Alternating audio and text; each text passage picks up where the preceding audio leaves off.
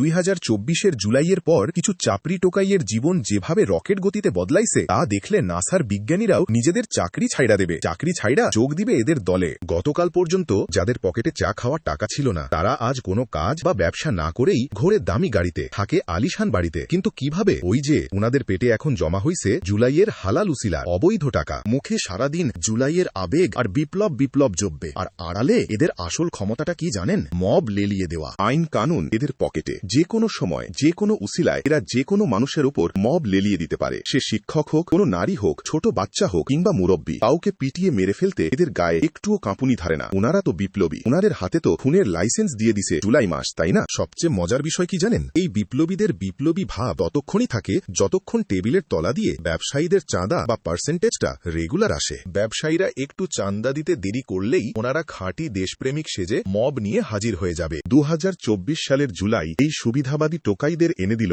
ভুঁড়ি বাড়ানোর আর দেশটাকে শেষ করার মহা সুবর্ণ সুযোগ।